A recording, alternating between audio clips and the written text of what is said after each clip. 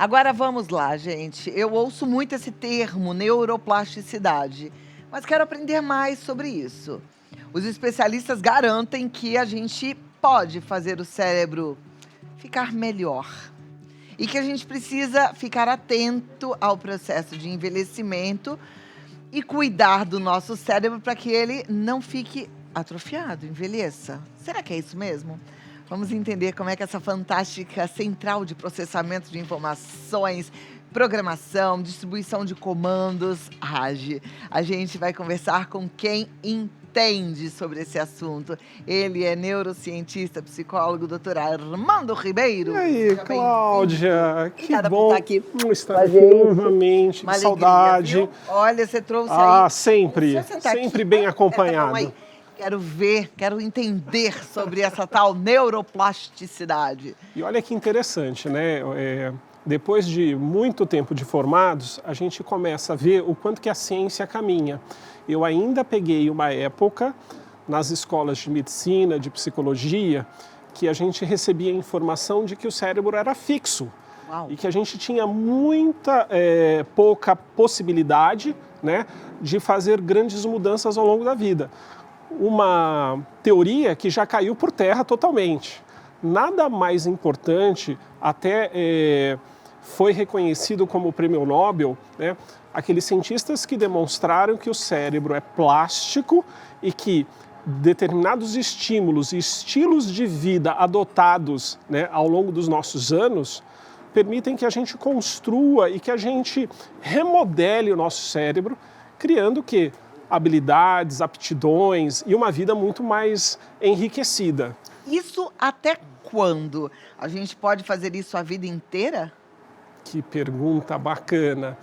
Sim, hoje o que a gente sabe é que como um órgão, por exemplo, independente da idade, se você faz atividade física regular, você faz com que o seu coração ele tenha um condicionamento que não vai mais ser compatível com aquela idade. Então a gente vê muitos casos hoje de pessoas que, independente da idade, têm uma saúde dos órgãos, né? E tem uma vitalidade totalmente diferente. Isso a gente não acreditava até certo momento que acontecia no cérebro, mas também acontece no cérebro. Então, se você treina o corpo, você melhora a função cardiovascular. Se você treina o corpo, você também melhora o cérebro. E aí a gente precisa de coisas mais específicas, como, por exemplo, a alimentação saudável, a atividade física. Hoje, o que mais se fala é sobre a qualidade do sono. O sono, ele acaba sendo, né, um sono de baixa qualidade, muito tóxico para o nosso cérebro. E estímulos do dia a dia. Então, aprender novos idiomas, aprender a tocar instrumentos musicais, fazer desafios cognitivos, não tem idade. Olha que interessante. E o teu programa é um grande estímulo para o cérebro dos nossos telespectadores. Por quê? Porque é um programa de variedades. E uma das coisas que mais atrofia o cérebro é a mesmice. Então, se fosse um programa que tivesse um mesmo conteúdo inteiro, chega um momento que o cérebro ele fica extremamente acomodado, ele fica monótono. E o cérebro não gosta de monotonia. A conversa é um estímulo para o cérebro? O que a gente descobriu nesses últimos anos com relação à neuroimagem das sessões de psicoterapia? Psicoterapia, a via principal é um diálogo. E esse diálogo é capaz de mudar áreas cerebrais. Então a gente tem imagens de cérebro de pessoas antes, durante e depois de sessões de psicoterapia, mostrando que áreas que tinham um determinado funcionamento ou um determinado bloqueio, elas são desbloqueadas e elas funcionam de uma maneira completamente diferente. Eu trouxe até algumas imagens para ilustrar, porque assim, o que a gente fala hoje é comprovado por meio de métodos científicos. Então não é só assim achismo. Não é achismo, né? A gente acha. Imagens. Hoje a ciência, a neurociência, ela está num nível de complexidade que é possível você medir o quanto que o cérebro ele vai responder a determinados estímulos, tá?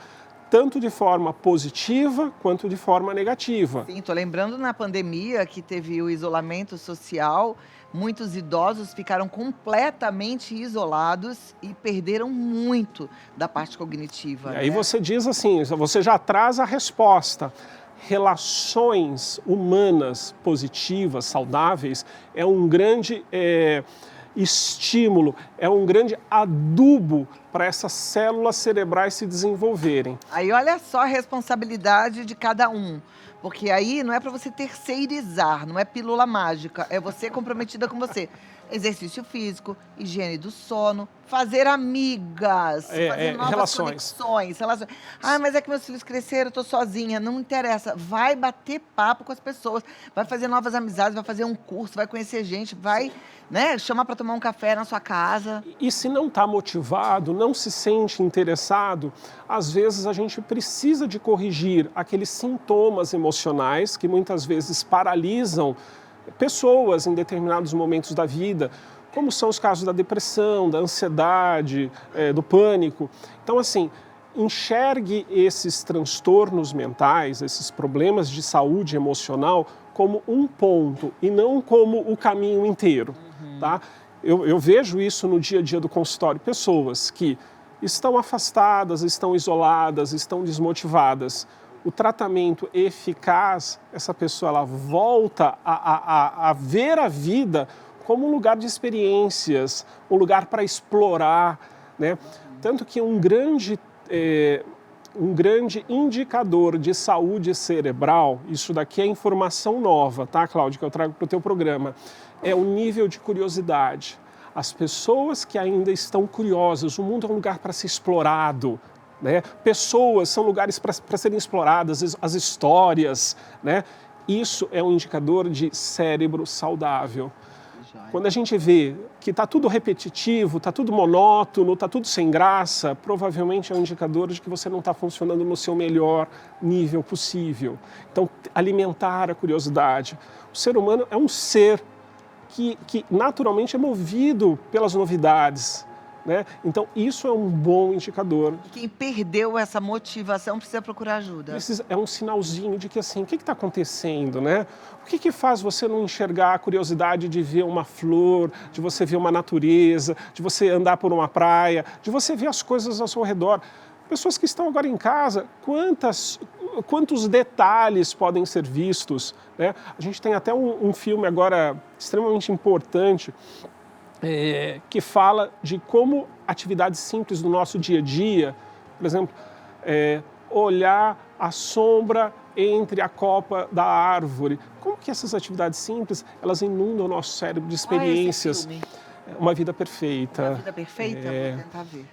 É lindo demais. Não é um filme agitado, não é um filme como nós normalmente somos estimulados, mas é um filme que trabalha a poesia, trabalha assim, vai mais devagar, que tem muita coisa que você perde na velocidade. Ó, falando em vai mais devagar, que tem coisa que a gente perde na velocidade, olha aqui, cérebro desestressado e um cérebro estressado. E isso é uma ilustração, tá, que já é o resultado, né, de muita pesquisa por trás, mostrando que histórias de vida, né? Existe o estresse bom, Cláudia, existe o estresse motivador, o estresse do desafio. Eu vi, por exemplo, no início você saltando de paraquedas. O estresse bom é aquele estresse que ele traz o quê? Vitalidade. Não significa que a gente não tem medo, não significa que a gente não vai passar algum aperto, vai ficar tenso, mas é uma tensão libertadora. Você fala, nossa, como a minha vida ficou mais rica depois de eu ter desafiado, sair da minha zona de conforto. O que é o estresse ruim? E esse é o problema. Tá? O estresse ruim é aquele que não vem mais com significado, que não tem propósito, é a dor e o sofrimento sem nenhum sentido. É o trabalho que não me realiza, tá? São as relações humanas de fachada. Então, a gente vive em uma sociedade humana muito complexa. Então, a gente precisa de cada vez mais apurar a nossa consciência para separar o joio do trigo, no sentido do que é real e do que é convenção social. A gente sempre repete muito, ter milhões de amigos em redes sociais pode não se resumir em ter amigos reais na vida. Então, vamos separar. a nossa vida social, em redes, da nossa vida imediata. Você tem 2, 3 amigos, pode ser o suficiente para uma experiência de vida riquíssima. E não fique triste ao olhar para a rede vizinha e perceber que você não tem tantos seguidores, né? Nada contra, mas não meça a sua vida pelo número de seguidores. Nunca. Faça isso. E você sabe bem, não, Cláudia? É muito interessante, inclusive as pessoas que estão nos holofotes, né, na mídia, as pessoas que estão fora, elas têm uma sensação de que elas têm a vida extremamente ocupada, milhares de amigos, muitas festas, mas não, às vezes a gente sente uma solidão tremenda, né? Essa é a experiência humana real. E é a vida, real. né? A vida de todo mundo é vida de verdade. Vai lá, próxima. Então, a gente tem o estresse, a gente tem o não estresse ou estresse positivo e o estresse negativo que bloqueia uma série de funções cognitivas. E quando a gente fala de neuroplasticidade, esse estresse negativo, esse estresse tóxico, é um dos produtos que atrofiam ou dificultam que o nosso cérebro aprenda novas habilidades ao longo da vida. Eu vi ali, né, que quando a gente está com o cérebro estressado, a gente tem até dificuldade em controlar as nossas emoções. Tomar decisões, enxergar com clareza, perceber o que é problema de verdade do que não é problema. Vira uma bola de neve, né? Uma tudo pessoa é grande. Vai ficando com problema. Tudo é a famosa tempestade num copo d'água e tudo se tornam tempestades. Então a gente vive em tempos turbulentos e a gente precisa de, além de tomar decisões, crescer esse nosso cérebro, fazer com que essas nossas aptidões cognitivas, emocionais, consigam se adaptar para criar uma vida bela, para criar uma vida boa. Uma vida boa não é a vida que vai ser projetada, às vezes, na rede social. Vida boa é aquela vida que só você mesmo sabe, é aquelas pessoas que circundam, que são as mais importantes. Perfeito. E aqui a gente tem assim, quando a gente viu a imagem do cérebro, a gente viu o macro. Hoje a gente consegue ver o que está acontecendo lá dentro. A gente fala de um cérebro, Cláudia, de aproximadamente 86 bilhões de neurônios. É um número gigantesco. Esses 86 bilhões de neurônios, tá? Eles são extremamente plásticos, eles são vivos. Vivos como as plantinhas que nós observamos. Se você tem um vasinho em casa, todo dia você olha e você percebe se aquela planta está com vitalidade ou não está com vitalidade. Estão criando novos galinhos, ela está germinando, ela tá com vida. Isso parece que acontece em alguma proporção nas nossas células cerebrais. Então, as células cerebrais vitalizadas por uma escolha de estilo de vida adequada, saudável, equilibrada, você joga adubo, você hidrata e essas células elas te devolvem uma experiência de vida rica. O contrário também é verdadeiro. Você olha para a tua plantinha e você vê que ela está triste, que ela não está mais vicejando. Isso acontece também em termos dos nossos neurônios. Isso pode ser de curto prazo. Todos nós passamos por problemas e matamos neurônios. Nós matamos, algumas escolhas matam neurônios. A beleza da vida é que, da mesma forma que você tem o poder de matar, você tem o poder de rejuvenescer e de fazer aparecer novos neurônios. Olha, isso é novo também, Isso é novo também. E isso é para toda a vida. As escolhas que fazemos, embora a gente tenha uma base genética, nós temos as nossas doenças e as nossas heranças genéticas, é fundamental que a gente entenda que grande parte daquilo que a gente vai colher não é genético, são escolhas. São escolhas conscientes ou não. Muitas vezes a gente acaba tomando certos rumos na vida que não foi conscientemente decidido.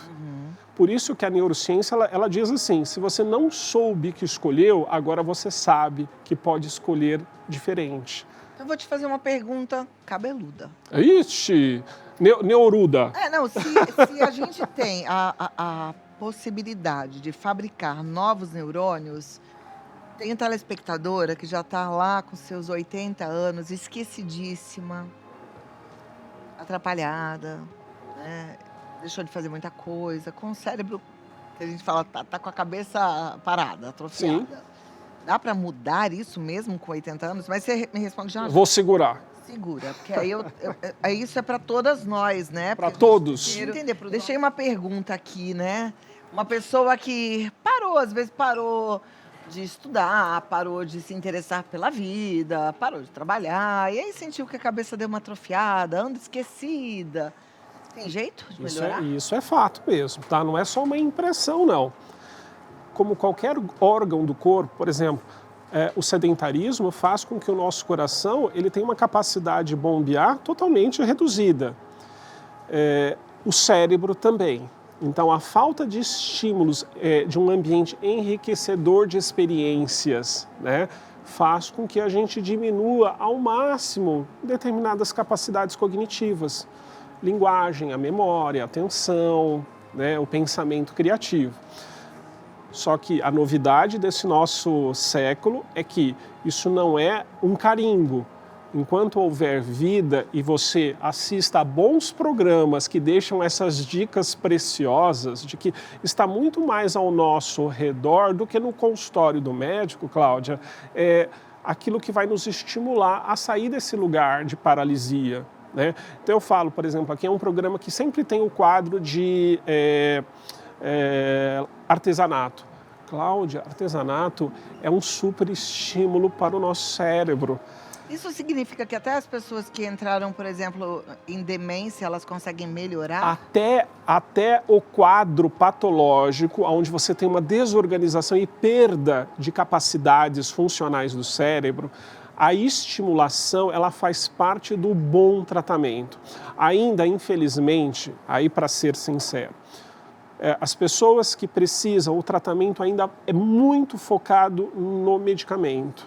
E o medicamento é como se você jogasse um adubo, mas que você não cuidasse do jardim. A gente precisa de lembrar que assim, o tratamento ideal é aquele que você tem acesso à medicação, mas que você tem acesso a uma série de estímulos enriquecidos, como é a reabilitação neuropsicológica, como é a estimulação cognitiva, que se chamava popularmente de ginástica cerebral. Isso não precisa de estar numa academia, isso você pode fazer escolhendo fontes de desafio. Então, assista o programa da Cláudia, mas com essa intenção. Hoje eu vou reproduzir. Né? Hoje eu vou fazer a receita de culinária. Então, é isso que o cérebro entende como um estímulo. Assistir de forma passiva, por exemplo, existem várias pautas no teu programa, Cláudia. Quer uma estimulação cognitiva para os nossos colegas de casa? Deixa um caderninho de lado, começou o programa, aquelas pautas, aqueles assuntos, não só vê e escuta, anota, faz resumo, estuda. O que a Cláudia falou? Vai buscar depois mais evidências. Por quê? Você sai desse papel passivo para um papel ativo. Papel ativo, você inunda o nosso cérebro de uma substância chamada de BDNF, fator neurotrófico derivado do cérebro, e ele é considerado pelos neurocientistas um verdadeiro adubo. Então você está com aquela plantinha que está envelhecida, que está desvitalizada, o próprio organismo ele é capaz de produzir essa substância, tá? E faz com que você tenha folhas novas naquele seu jardim. A dica. E eu trago aqui, olha, o modelo do cérebro, que antes a gente achava que era uma coisa compacta e que não tinha plasticidade nenhuma. Pelo contrário, extremamente, com os estímulos certos, a gente tem grandes mudanças. Só que o que acontece de mudança não é visível. O que a gente vê através dos exames de neuroimagem são esses carinhas aqui. E eu trago aqui uma figura muito bonitinha, né? Do nosso neurônio. Isso é um neurônio, tá? Bem assim, didático. E esse neurônio é a unidade básica cerebral.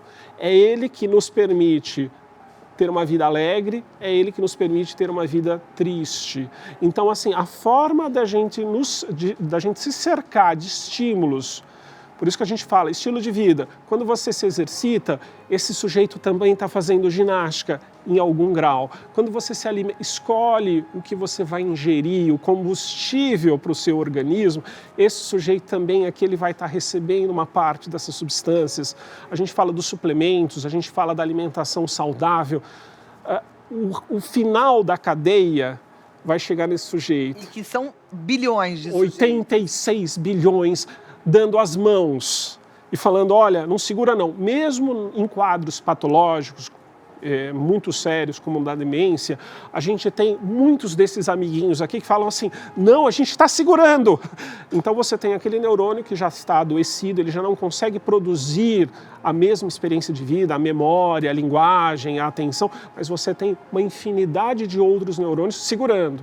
Por isso que a gente fala, a gente não tem ainda uma cura para esses problemas seríssimos, mas a gente tem um entendimento de que o estímulo, remédio é importante, mas o estímulo que a gente oferece para as pessoas que estão passando por essa situação é fundamental. Perfeito. Ter autonomia, a pessoa, mesmo doente, ela tem que ter a possibilidade de fazer pequenas escolhas, tá? Quer café ou chá? Não sei, não, quer café ou chá? Então, quando você dá pequenas decisões, você faz com que esses carinhos, os nossos amigos, eles falam assim, sai da cama. E de novo, né, ver que enquanto a vida existe possibilidades de você fazer pequenas mudanças. Então, a neuroplasticidade ela não é total, ela não é mágica, mas ela existe e, dependendo dos estímulos, vai garantir uma vida de qualidade para todos nós. Ele é maravilhoso, não é? Gente... Você já tinha visto um neurônio tão bonito assim, Cláudia? Lindo, adorei. Parece uma lula. Sei, olha só. Roberta, olha aqui, Roberta. Nosso neurônio. Um elefantinho. Um elefante moderno, verdade, parece. E quando a gente fala da neuroplasticidade, a gente fala desses fios aqui soltos e dessa ramagem aqui. É isso que cresce, é isso que se modifica. Vamos cuidar bem dos nossos neurônios. Gente, o Armando é sensacional. Você quer aprender mais? Você entendeu também os benefícios da terapia? Vai fazer com ele, Rock Fera. Esse é um privilégio. É armandoribeiro.psi. armandoribeiro.psi, tá bom? Ele é um dos mais feras que eu particularmente conheço. Se você quer informação de qualidade, segue ele, porque ele está sempre postando coisas boas. Ô, Cláudia. Muitíssimo obrigada. Muito bom estar aqui de novo. Roberta cantar pra gente.